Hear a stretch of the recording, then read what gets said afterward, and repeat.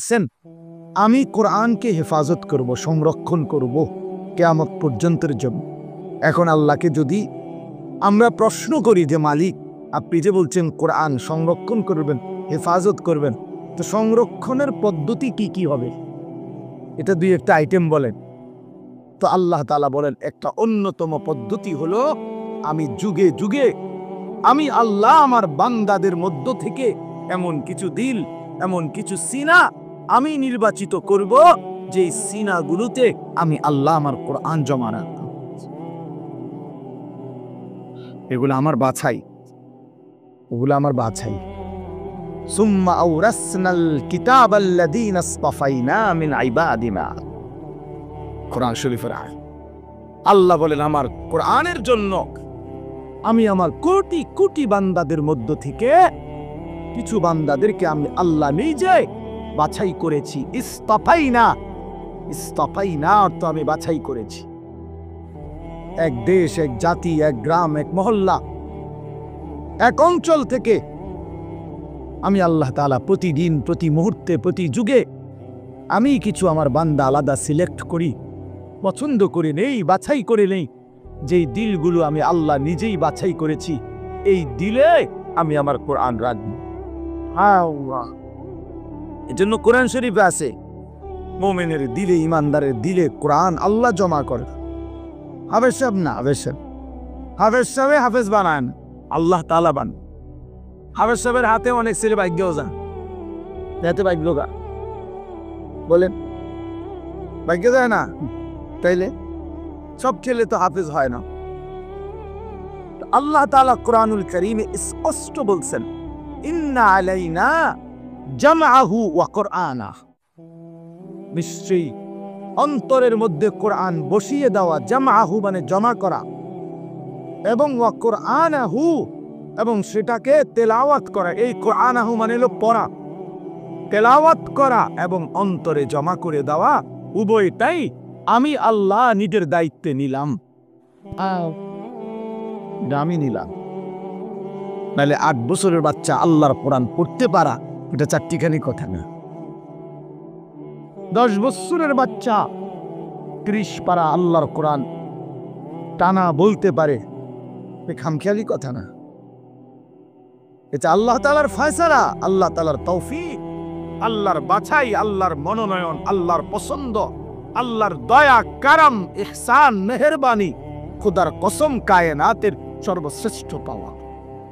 গোটা পৃথিবী যদি কেউ 1012 পায়, গোটা দুনিয়া আর আল্লাহর কোরআন যদি কেউ 1 আয়াত পায়, তো এটাই দামি, আর এটাই দাম। বাকি এটা বুঝবে সে, দিল আছে যার, আখেরাত চিনে যে। একই জিনিস সবাই কদর বুঝবে এমন কোনো জরুরি না, এমন কোনো জরুরি না, এমন কোনো জরুরি না। এজন্য বললাম, প্রতিটা হাফেজে কোরআন আল্লাহর বাছাই। কার বাছাই? বাস আল্লাহ, আর সেই মালিক আল্লাহ নিজেই হাসরের দিন যাকে তিনিই বাছাই করে হাফেজ, আলেম, কোরআন পড়নেওয়ালা বানাইছেন, তারে হাসরের ময়দানে আল্লাহ নিজেই ডাক দিয়ে স্পেশালি বলবেন, ইউকালু লিসাহিবিল কোরআন। আল্লাহ নবী সাল্লাল্লাহু আলাইহি সাল্লাম বলেন, কিয়ামতের দিন আল্লাহ তাআলার পক্ষ থেকে হাফেজে কোরআন, কোরআন পড়নেওয়ালা, তাকে আল্লাহর পক্ষ থেকে বলা হবে, ইকরা ওয়ারতাকি, আমার বান্দা তুমি আমার কালাম পড়ো আর জান্নাতের উপরে উঠতে থাকো। আর ওয়ারাত্তিল কামা কুনতা তুরাত্তিলু ফিদ দুনিয়া, আর বলবেন, আমার বান্দা আস্তে আস্তে পড়ো, সুন্দর করে পড়ো, তাড়াহুড়া কইরো না, ধীরে ধীরে পড়ো। তোমার লিফট আমি আল্লাহ অন করে দিছি, তুমি মাঝখান দিয়ে কোনো সুইচ বাটন টিপো না, তুমি কোনো টিপ দিবা না সুইচ, এটা উঠতেছে লিফট, এটা এটার মতোই উঠবে, তুমি শুধু পড়তে থাকো। আর তাড়াহুড়াও করো না, আস্তে আস্তে তার তিলের সাথে সুন্দরভাবে যত্ন নিয়ে, মহব্বত দিয়ে, তাজবিদ, মাখরাজ সব বিশুদ্ধ উচ্চারণ ঠিক রেখে তুমি ধীরে ধীরে পড়তে থাকো। তোমার লিফট অন করা আছে, এটা উঠতেছে উঠতেছে উঠতেছে, তো থামবে কখন, থামবে কোথায়? ফাইন্না মানজিলাতাকা ইনদা আখিরি আয়াতিন তাকরাউহা, তোমার তেলাওয়াত যেখানে গিয়ে শেষ হবে, তোমার লিফট স্বয়ংক্রিয়ভাবে সেখানেই থেমে যাবে। ওইটাই তোমার মঞ্জিল, ওইটাই তোমার ঘর, ওইটাই তোমার ফ্ল্যাট, ওইটাই তোমার বাসভবন। হ্যাঁ, 30 পারা কোরআন শেষ করবা তো তুমি 6000-এর চাইতে বেশি তালা পার করে ওইখান থেকে হাত নাড়াইবা যে এই যে ভাই সাহেব আমি এখানে আছি, গ্রামবাসী দেখেন আমি এখানে আছি। এজন্য কোরআনুল কারীমের হাফেজ অনেক দামি, অনেক দামি। আপনার চোখে এটা একটা সামান্য পাগড়ি, আমাদের চোখে এটা অনেক কিছু, এটা অনেক কিছু। এটা 300 টাকার একটা পাগড়ি না, এটা অনেক বড় সম্মান, অনেক বড় এজাজ, অনেক বড় মর্যাদা। এটা আল্লাহর দান। যালিকা ফাদলুল্লাহ ইউতিহি মান ইয়াশা। আল্লাহ বলছেন এটা আল্লাহ তাআলার অনুগ্রহ, আর তিনি যাকে ইচ্ছে করেন এমন দয়া তিনি তাকে করেন। আল্লাহই করেন, আল্লাহই করেন। এজন্য স্বপ্ন দেখেন, কলিজা দিয়া বাইবেন, আল্লাহর কাছে দোয়া করবেন, আল্লাহ আমার সন্তান যেন হাফেজে কোরআন হয়। আমার সন্তানকে আপনি আপনার সেই পছন্দনীয় বান্দাদের অন্তর্ভুক্ত করেন, যাদের জন্য আপনি কোরআন দিবেন, যাদের সিনায় আপনি সিদ্ধান্ত নিছেন আমার ছেলেটাকে সেই দলভুক্ত করে দিয়েন। আমিন। আল্লাহ আমাদেরকে কবুল করে নেন। আমাদের প্রত্যেকের সন্তানকে আল্লাহ তাআলা কোরআন পুষ্টিতে, এখন আর এগুলো কিচ্ছু দেখাইতে হয় না। আলহামদুলিল্লাহ, এত বেশি মুসলমান চিনে এখন যে বাচ্চাকে দিন শিখাবে তো নুরানি পদ্ধতির চাইতে বিকল্প, এর চাইতে সুন্দর চমৎকার কিছু আছে আমার জানা নেই, আর এর চাইতে সুন্দর কিছু জানা নেই। এমন চমৎকার, এমন নিখুঁত উপস্থাপনা আর কোনোখানে নাই, কোনোখানে নাই। একটা একটা করে 3টা চাদর, কোনটা বিছাইলাম, কোনটা আগে দিলাম, কোনটা বামেরটা আগে, ডানেরটা পরে, 3টা বান দিলাম, প্রথম বান মাথায়, এইভাবে নিখুঁত উপস্থাপনা এবং নিখুঁত চমৎকার সুন্দর বলা। নুরানি পদ্ধতির চাইতে আদর্শ পদ্ধতি, চমৎকার পদ্ধতি ছোট বাচ্চাকে দিন শিখানো, কালেমা শিখানোর, ইসলাম শিখানোর, এর চাইতে আদর্শ কোনো সিস্টেম অন্য কারো কাছে নাই। আলহামদুলিল্লাহ। আমি মদিনা শরীফ মসজিদে নববীতে রাসূলুল্লাহ সাল্লাল্লাহু আলাইহি ওয়াসাল্লামের রওজায়ে আতহার যেখানে, সেই মদিনা শরীফে মসজিদে নববীতে মদিনার বাচ্চারা, ছোট ছোট বাচ্চারা মদিনা শরীফের এই মসজিদে নববীতেই মক্তব পড়ে। ফজরের পরে, আসরের পরে মক্তব আছে, ওখানে অনেক উস্তাদ আছে, আলাদা আলাদা খুঁটির পাশে পাশে উস্তাদরা বসে, আর এই মদিনার সুন্দর সুন্দর ছোট ছোট বাচ্চাগুলা এগুলা পড়তে আসে। আমি অনেক সময় ওগুলোর লগে বসে বসে দেখি এই হজ উমরায় গেলে। তো আমি নিজে আপনার এরকম বাচ্চা, একবার এক বাচ্চারে বললাম তোমার বইটা দাও, এটা একটু আরবিতে, পায় দিচ্ছে না আমারে। আমি অনেকবার বললাম তোমার এটা দাও আমারে, আমি একটু দেখি। তো তার পাশের ছেলেটা হাসতে হাসতে বলতেছে ওটা চিরা, চিরা চিরা দেখে দেয় না, তুমি আমারটা নাও, ওরটা দিতে বিস। এরপরে আমি ওই বাচ্চাটা নিলাম। এরপরে প্রথম পৃষ্ঠার দিকে খুলে দেখি এই বাচ্চাদের এই মদিনায় আরবে যে বইটা, কায়দাটা বাচ্চাদের মক্তবের, ওটার মধ্যে একেবারে স্পষ্ট বড় অক্ষরে লেখা আছে আল কায়দাতুন নুরানিয়া, নুরানি কায়দা। আমি পরে 4 রিয়াল দিয়া দেখি নঞ্চ আমার কাছে আছে নুরানি কায়দা, মানে এই নুরানি পদ্ধতি।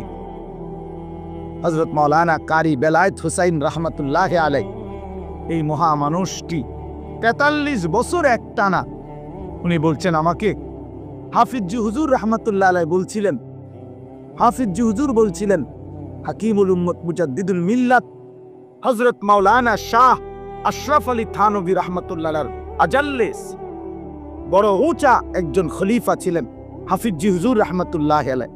বাংলাদেশের সমস্ত ইমানদার ওনার নাম জানে, হাফিজি রহমতুল্লাহ আলাইহি। এই উনি উনারে বলছিলেন কারি বেলায়েত হোসেন সাহেবকে যে আপনি এমন একটা সুন্দর সহজ কোনো কৌশল, মুসলমানের বাচ্চারা দিন শিখবে, সূরা কেরাত, দোয়া কালাম শিখবে, আপনি একটা পদ্ধতি বাহির করেন। উনি 43 বছর একটানা ওই নুরানির বই, বাচ্চাদের যে বই পড়ায়, আপনি বইয়ের শুরুতে ভূমিকাতে এটা লেখা আছে উনি বলছেন আমার ৪৩ বছরের সাধনার ফসল এই নুরানি পদ্ধতি। এই সুরে সুরে বলা, এই টাইনা টাইনা বলা, এই কোনটার পরে কোনটা সিরিয়ালে বলা, 2 রাকাত নামাজে 60টি মাসআলা, এমনি এমনি এক সুন্দর তালে তালে কর। অজু ভঙ্গের কারণ এতটি, নামাজ ভঙ্গের কারণ এটা।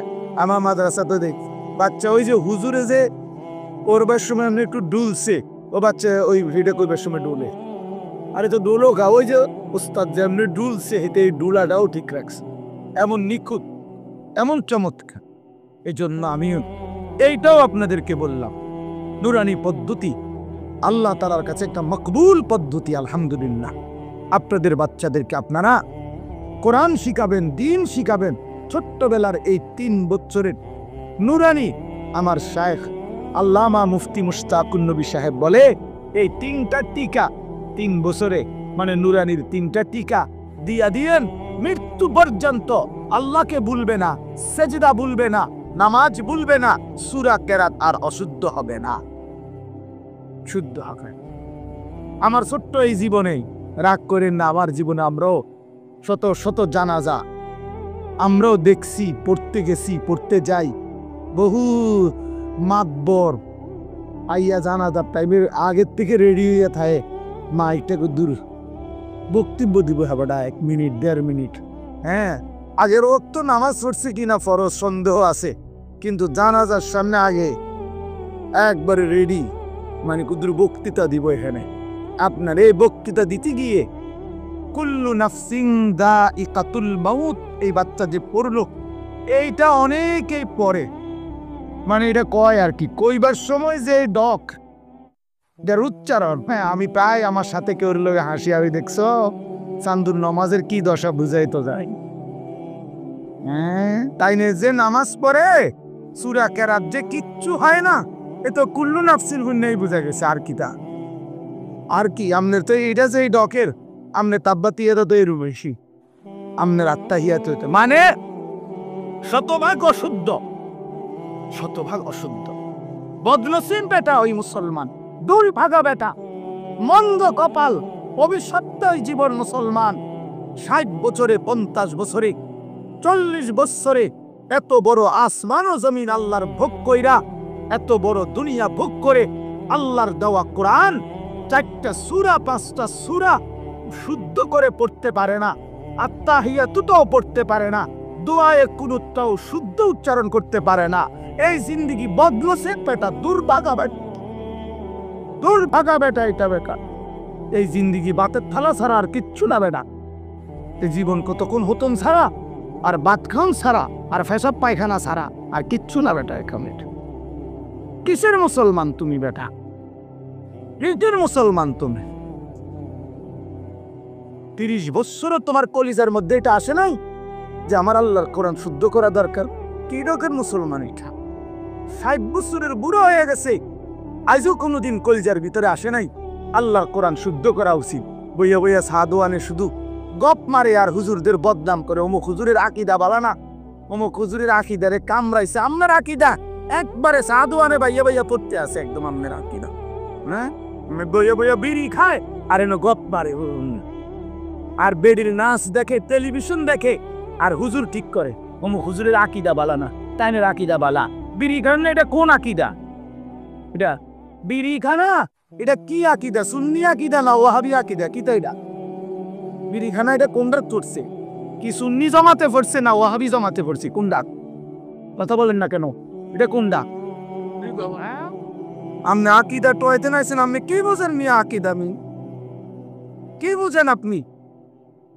আজ পর্যন্ত এই দুর্গন্ধযুক্ত বিড়ি এটাই ছাড়তে পারেন নাই। এবারে শিখায় আকীদা, অমুকের আকীদা বলে বালান, আমার অমুকের আকীদা বালান। আপনি তো শরীরে গন্ধের কারণে কাছে দাম যায় না, আমরা দুর্গন্ধ, ওরা আকীদা ঠিক করে।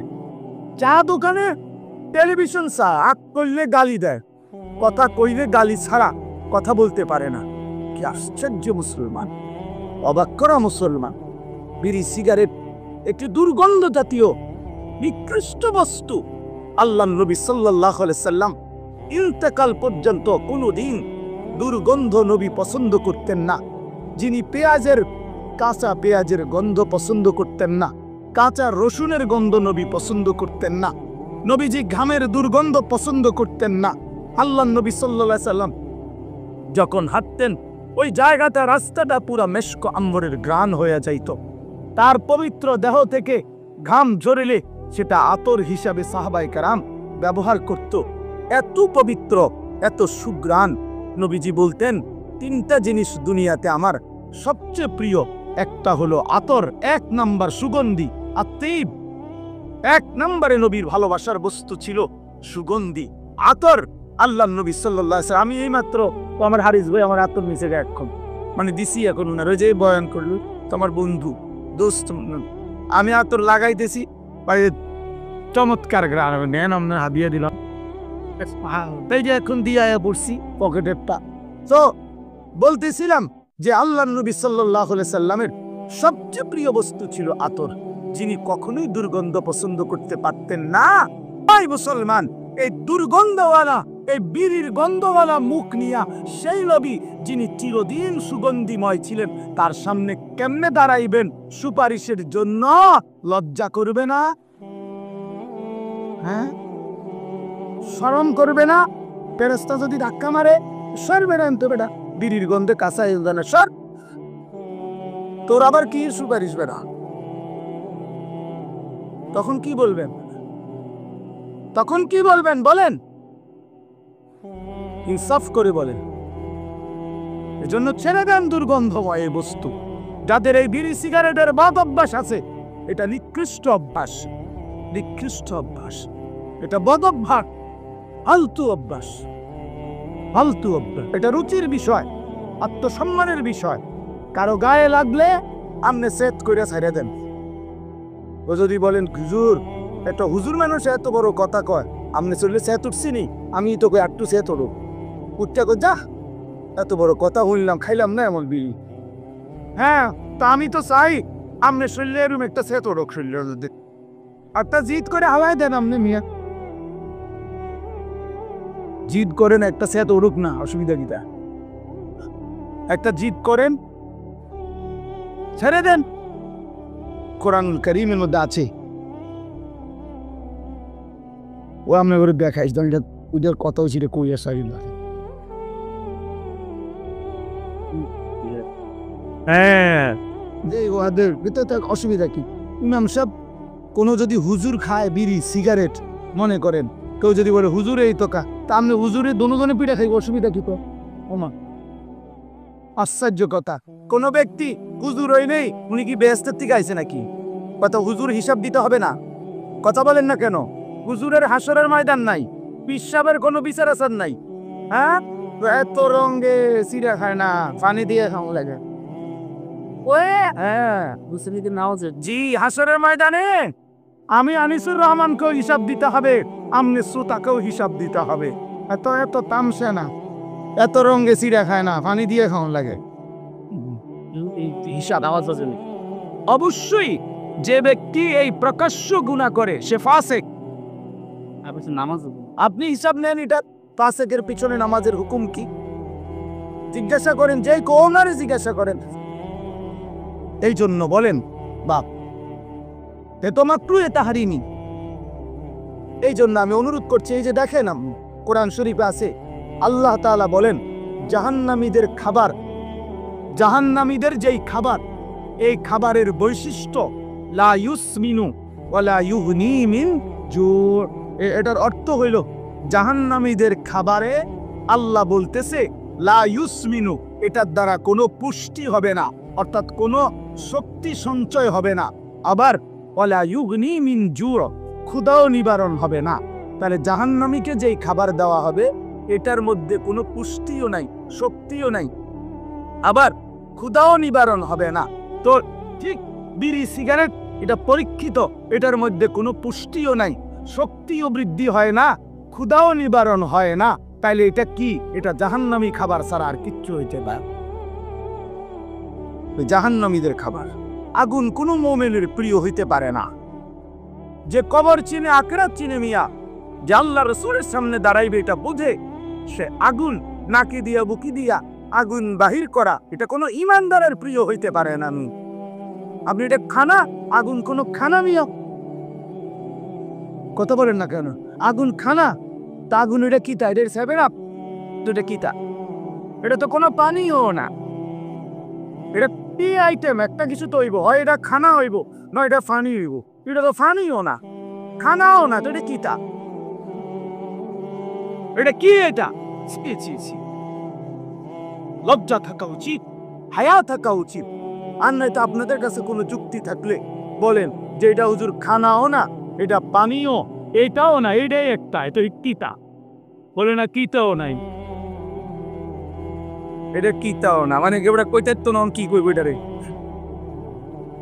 আস্তাগফিরুল্লাহ। যাই হোক, আমি এটা প্রসঙ্গ আসছে দেখে লম্বা করলাম আর কি। এই জন্য আপনাদের কাছে বললাম আমরা এটা ভাবা উচিত, আমরা এটা ভাবা উচিত। দয়া করে প্রত্যেকেই আপনাদের কাছে অনুরোধ করছি। আমার বলার উদ্দেশ্য ছিল এই কথাটা, যে বাচ্চাটাকে 3টা বছর নুরানি পড়াবেন, আল্লাহর কোরআন শিখাবেন, শুদ্ধ কোরআন পড়াবেন বাপ, দেখবেন তার আখিরাত সুন্দর হবে, তার দুনিয়াটা সুন্দর হবে। সে 5 ওয়াক্ত নামাজ শুদ্ধভাবে পড়তে পারবে। আল্লাহ তাআলা আপনাদেরকে তৌফিক দান করেন, আল্লাহ আপনাদেরকে তৌফিক দান করেন, আল্লাহ আপনাদেরকে কবুল করে নেন। আপনাদের এই মাদ্রাসা, আমার প্রিয় ভাই মাওলানা মোকাম্মেল ভাই, আমার সাথী, আমার বন্ধু মানুষ, আমরা দিন রাত দাওয়াত ও তাবলীগের কাজে, অথবা আমাদের কওমি মাদ্রাসা সংগঠন আছে পুরা বুড়িচং উপজেলা ব্যাপী, আমাদের এই সংগঠনের সব কাজে কর্মে আমরা একসাথে থাকি, চলি। এই জন্য এই মাহফিল আজকে আমার মাদ্রাসার মাহফিল ছিল। সারা দিন আমার মাদ্রাসায় আমার ব্যস্ততা ছিল। একেবারে সকাল ফজরের পর থেকে নিয়ে এখানে আসা পর্যন্ত আমি টানা কাজ করছি মাদ্রাসায়। একবার মহিলাদের মজলিস হয়েছে সকাল 10টা থেকে আপনার 4:30 আসর পর্যন্ত। কিশোর যুবকদের জন্য ইসলাহি মজলিস হয়েছে, প্রায় 600-র মতো, একদম এন্ট্রিভুক্ত 600-র মতো 30 বছরের নিচে ছেলে আজকে আমাদের এই মজলিসে বয়ানে ছিল আমাদের মাদ্রাসায়। আসরের পর থেকে আবার বয়স্কদের মজলিস হয়েছে, ওইখানে আমি প্রায় 9টা পর্যন্ত বয়ান করে এরপরে এশার নামাজ পড়ে এখানে আসছে। তো উদ্দেশ্য হলো মূলত ভালোবাসার টানে আসা। মাঝখানে একবার আসতে পারি নাই, অনেক এটা নিয়ে মোকাম্মেল বাইরে জবাব দিয়ে করতে হয়েছে, বহুত কিছু আপনার। তো আপনাদের এখানে আমার আশা, আমি 2টা ছেলেদের এই বিষয়টা বললাম, এই বাচ্চাদের এই উপস্থাপনা। রাত না হইলে আমি আরো ধীরে সুস্থে দেখতাম, কিন্তু রাত হয়ে গেছে দেখে আমি তাড়াহুড়া করছি। কিন্তু চমৎকার উপস্থাপনা এটা। আপনারা চেষ্টা করবেন আপনাদের বাচ্চাদেরকে দিন শিখাইতে, বলেন ইনশাআল্লাহ। এবার আমার শেষ কথা হলো, আপনাদের কাছে আমি কোরআনুল কারীমের যে আয়াতটা পড়ছি, এই আয়াতের উপর আর শেষ, আর 10টা মিনিট আর একটা কথা বললেই আমার কথা শেষ ইনশাআল্লাহ। সেটা হলো, আমরা এখানে যারা বসছি বাপ, আমরা মুসলমান, বলেন আমরা মুসলমান কিনা? আমরা মুমিন। এই মুমিনের জীবনের, মুসলমানের জীবনের বাপ, জীবনের মূল টার্গেট, আমাদের জীবনের প্রথম টার্গেট আখিরাত।